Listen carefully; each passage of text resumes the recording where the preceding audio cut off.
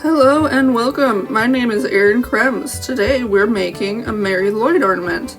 Mari Lwyds are a wassailing tradition held in December around the holidays, like New Year's, Christmas, in South Wales. It involves singing, food and drink, and of course a decorated horse skull on a stick. We will be making our own miniature one today.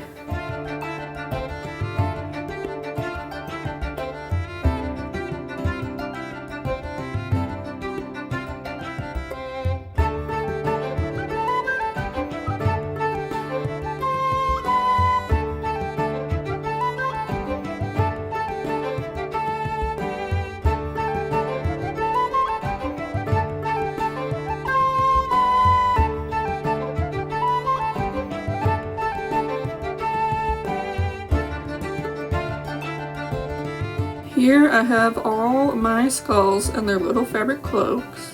We will go over how to make them in a second.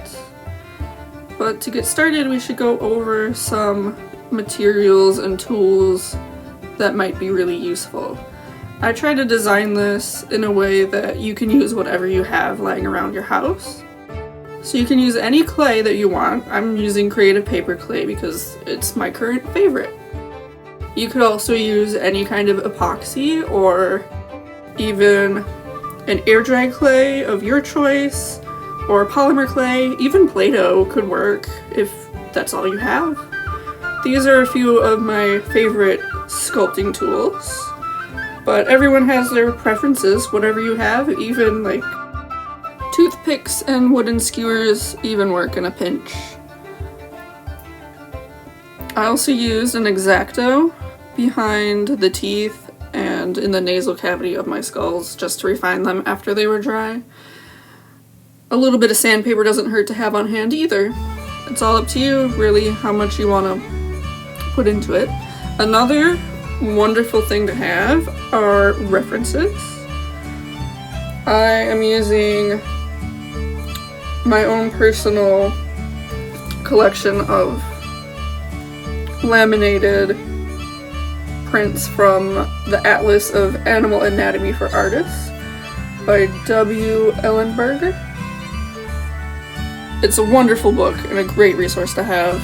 I also pulled up several images of skulls and Mari Lwyds from the internet and put them all into one document so I could look at them freely, just for inspiration.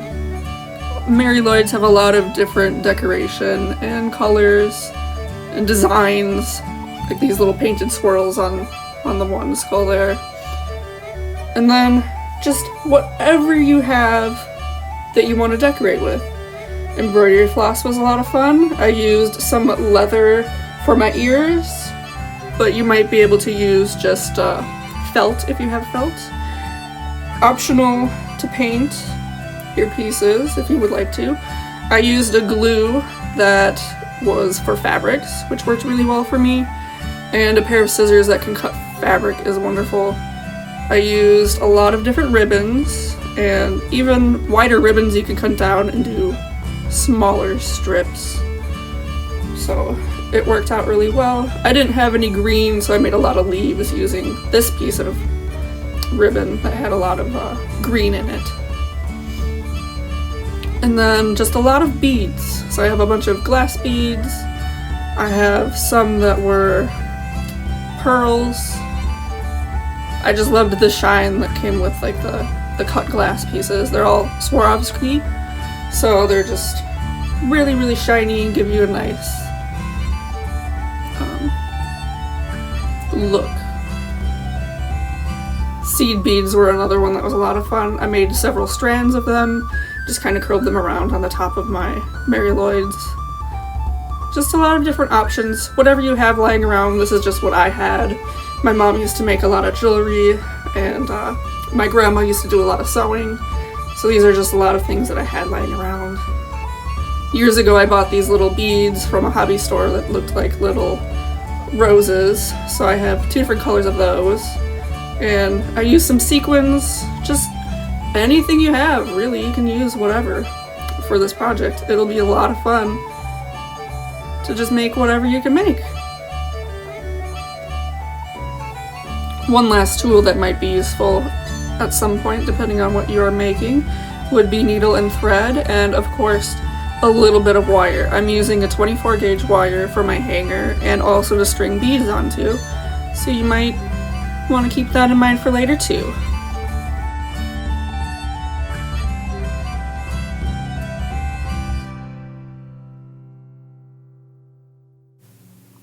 I usually sculpt things in two parts, so I sculpted one side of my skull and then I go back and sculpt the other side. You might have your own methods on how you sculpt something that works really well for you.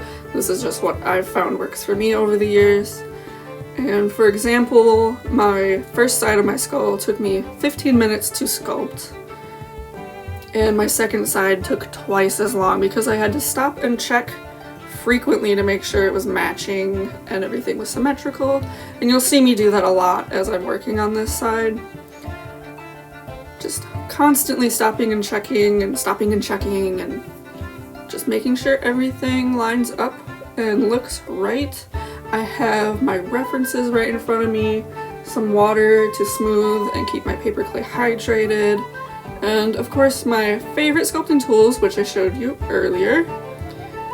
Have fun here, and just remember that you can make your Mari Lwyd look however you want. I went for more of a realistic look, but you can really be creative here. You can stylize it. I honestly cannot wait to see what all of you do. It's going to be so cool to see everyone make their own Mari Lwyds. And I'm so glad that you came and wanted to make one also.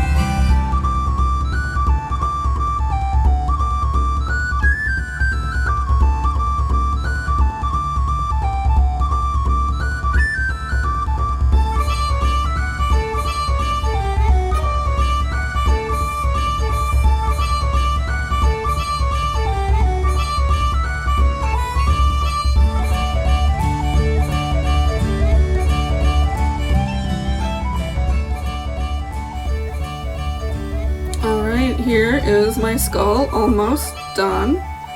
This one took me about an hour from start to finish for both sides. I let my skull dry for a couple of days since I'm using an air dry based clay, but if you're using an epoxy or even a baking clay, you could just start on the next step pretty quickly.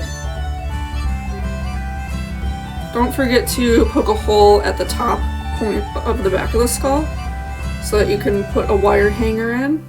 If you don't poke a hole, you'll have to drill one later, which is not a big deal. I ended up drilling mine later. It's really just up to you.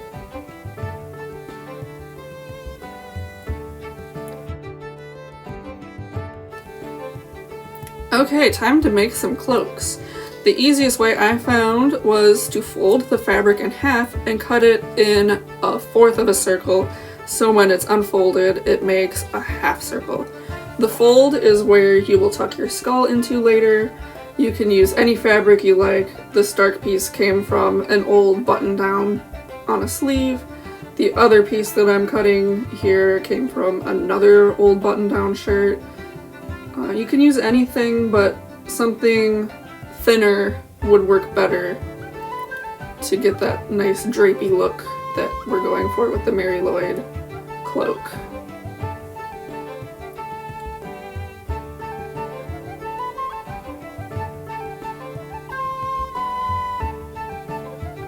Here is where, if you did not poke a hole in your sculpture, you're going to have to drill a hole to put your wire in to hang it.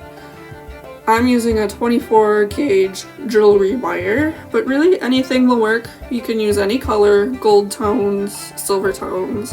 Mine happens to be silver. I decided to put the hanger in before I started painting because I thought it would be easier to hang it up to dry. And it was actually a really, really nice choice to do it that way. I'm using just some acrylic paint. You can use whatever you would like, or you can completely skip this step if you don't want to paint it. I just liked how it looked in the end, to have some shadow and contrast and a little bit of color on the skull. I think it added some really cool realism for the look that I was going for. I used a very light kind of beigey color and then a little bit darker tan. The other colors that I have on my palette were burnt umber and burnt sienna. I ended up using some of the burnt sienna for decoration on one of the skulls, but I didn't use any of the burnt umber at all. But it was nice to have it there in case I wanted to use it. My skulls just ended up wanting to be a little lighter. You know, sometimes things just tell you what they want to be as you work on them, and that's pretty cool. So yeah, it's up to you if you would like to paint your skulls, but I think it just looks pretty nice if you do.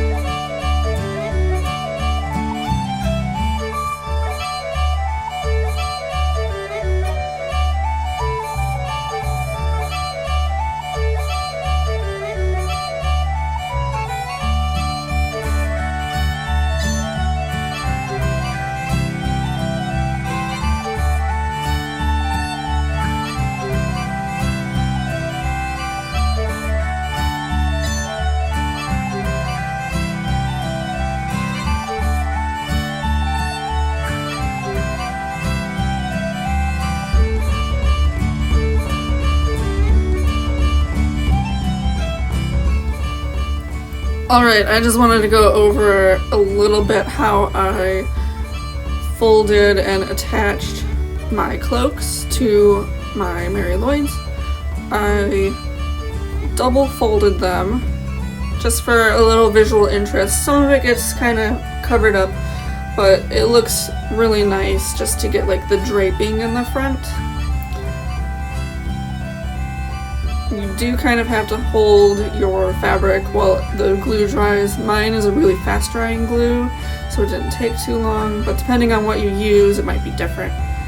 I had to poke a hole in the fabric to get my wire through, so I just used one of my needle tools, but anything that you can do to kind of stretch the fibers into a slightly larger hole really helps.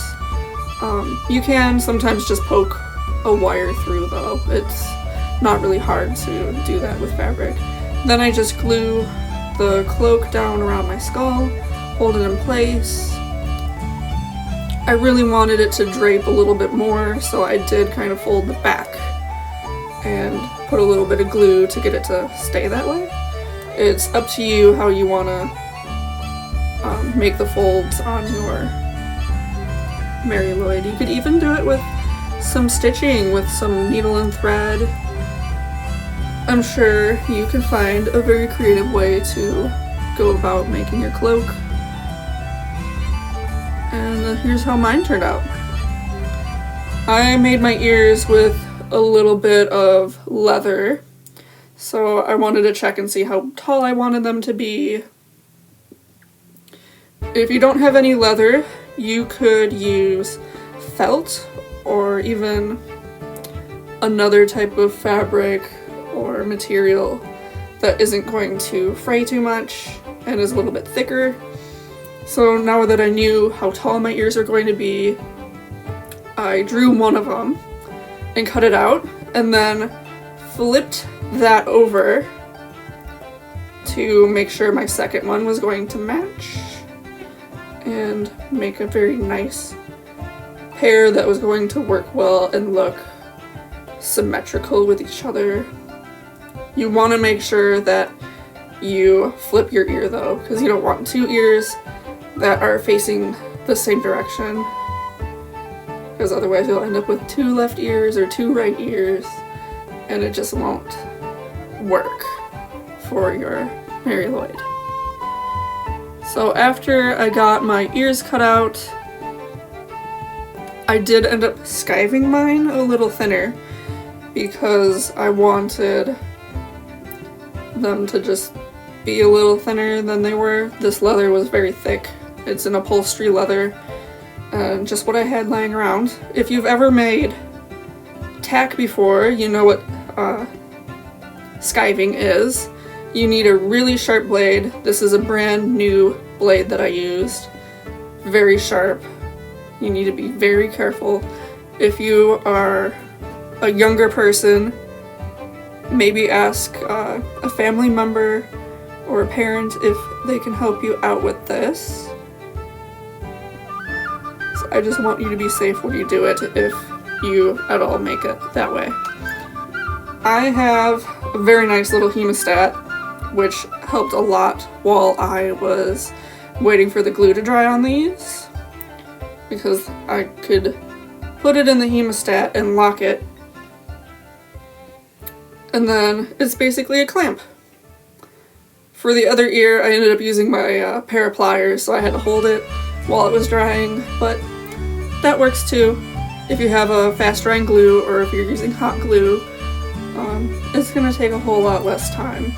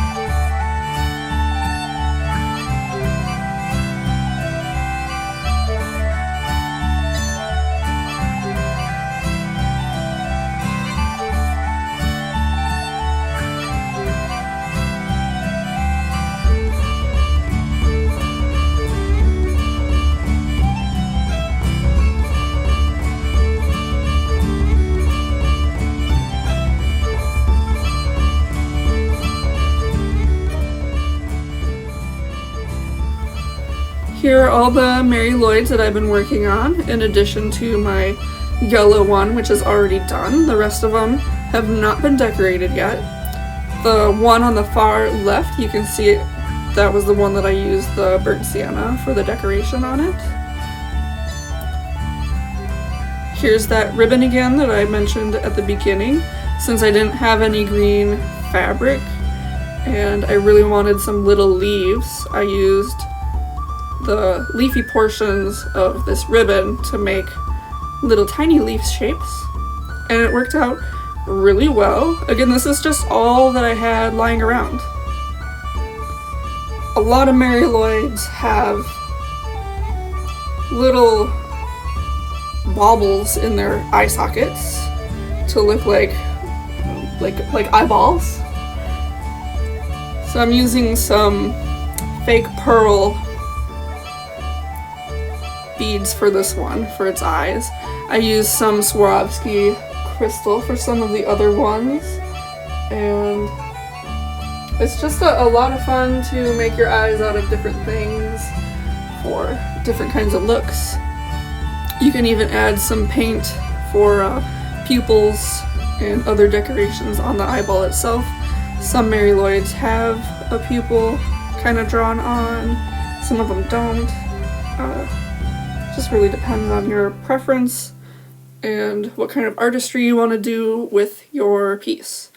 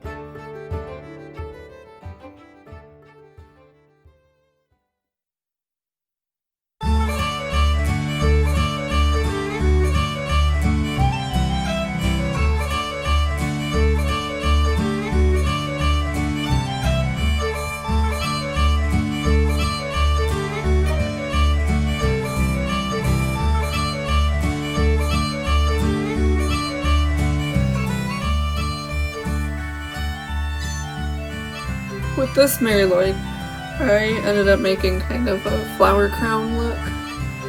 I just had a lot of fun making different color combinations, different material combinations with the decorating. The decorating is really where you can go as creative as you want to be. You can make them however you want. It is the most fun part, in my opinion, and I hope you are having a good time making your Mari Lwyds as well. The last thing I did was add some gold accents to this one. A lot of the Mari Lwyds that I saw in pictures had these rhinestone or studded, they kind of reminded me of like studs from belts. But they have these little studs and rhinestones and little decorations that are just on the face of the skull. So I added some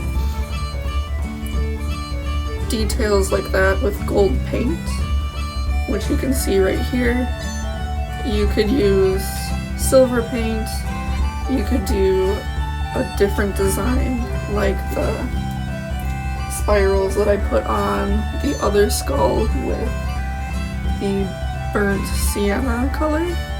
You could do something totally different than the studs and rhinestone look that a lot of the Mari Lwyds have. You might be able to even pull something from maybe something personal that you do in a tradition that is interesting and meaningful to you, and make a design based on that for your Mari Lwyd. This is just the endless possibilities in the decorating. So I want to just say thank you so much for following along, and I hope you make the coolest Mari Lwyd, and I cannot wait to see your results and everything that everyone makes. I know BreyerFest was a little different this year, but I hope you still had a really fun time with all that was to offer. Thank you.